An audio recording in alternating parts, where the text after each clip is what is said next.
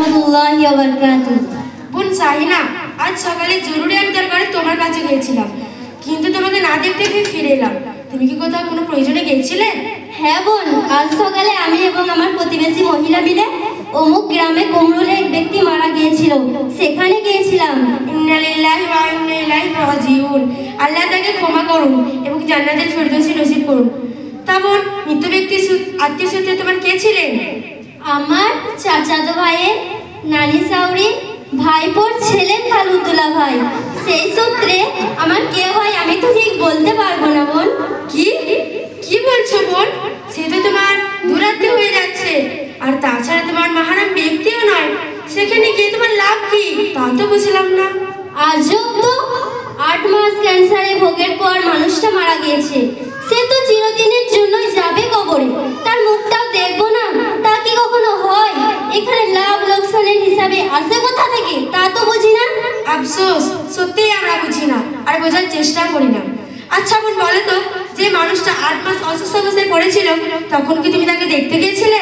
কিন্তু বোন, যাবো যাবো তো ভাবছিলাম, বাড়িতে এত কাজ, গরু ছাগল হাঁস মুরগি এদের দেখাশোনাই তো যাওয়া হয়নি। আজকে তোমার সংসার যে সামলাচ্ছে, সেদিনে সেই সামলাতো। পার্থক্য শুধু এটাই, অসুস্থ ব্যক্তিকে দেখতে গেলে রুগীর স্বামী তো তুমি আল্লাহকে খুঁজে পেতে, আল্লাহর প্রিয় পাত্রী হতে। কিন্তু তা তো তুমি করলেই না। গায়ের মাহারাম ব্যক্তিকে দেখতে গিয়ে গুনাহের কাজ করে তুমি নিজের আখিরাত নষ্ট করেছো। ও মা গো, এখানে ক্ষতির কাজ কি করলাম আমি? বোন, আমাদের ইসলাম ধর্মে মৃত নারীর লাশ যেমন পুরুষে দেখা না যায়, ঠিক তেমনি মৃত পুরুষের লাশ নারীর জন্য দেখা না যায়। কিন্তু বোন, তুমি এমন একজন ব্যক্তিকে দেখতে গিয়েছো যার সাথে তোমার পর্দা করার হুকুম ছিল, তাই তুমি এমন নাজায়েজ কাজে শরীক হয়ে নিজের আখিরাত নষ্ট করেছো। আর বোন, এত শুধু আমি বুঝি না, আর জানিও না, আর জানতে চাইও না। একেবারে ক্লান্ত হয়ে গেছি, সারাদিন জোরে জোরে কান্না করে গলাটা তো এমনিতেও গেছে। আবার তোমার কাছে এই জায়েজ নাজায়েজ ফাতিহা শুনতে শুনতে আমার কান দুটো যাচ্ছে, আর পারছি না বোন। নাউজুবিল্লাহ, তাই নাকি? আবার জোরে জোরে কান্নাও করেছো? এখানে কাঁদার কি আছে? সবাই যখন কাঁদছিল আমি কি চুপ করে বসে থাকবো? তখন আমি আমার নানির মরার কথাটা মাথায় এনে সবার সুরে সুরে মিলিয়ে কান্না করে নিজের মান সম্মানকে রক্ষা করলাম। হাই হাই বোন, তোমার কথাটা শুনে হাসিও পাচ্ছে আবার কান্নাও পাচ্ছে।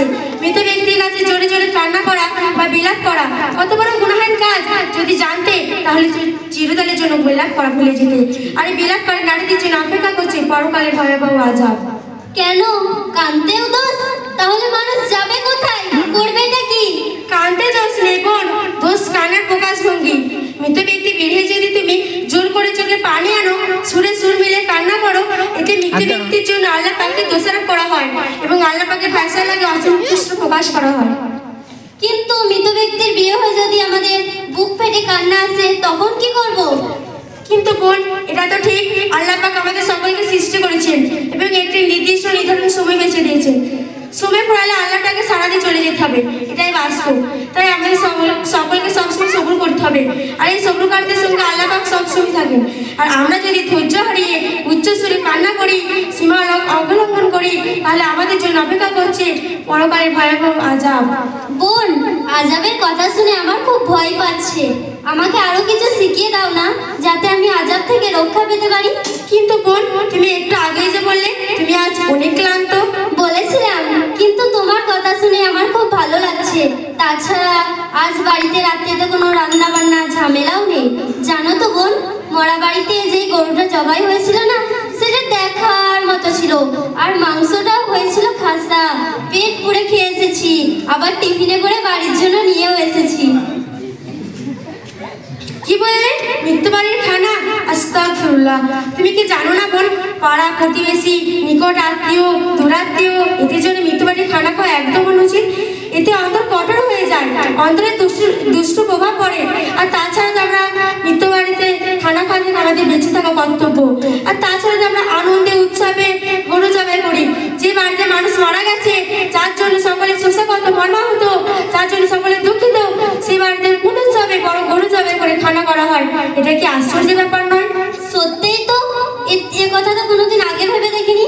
বোন, এটা ঠিক, আমরা বিয়ে, ঈদ, আকিকা এসবে উৎসবে গরু জবাই করি, কিন্তু শোক বাড়িতে এটা ঠিক কাজ বলে মনে হচ্ছে না তো বোন?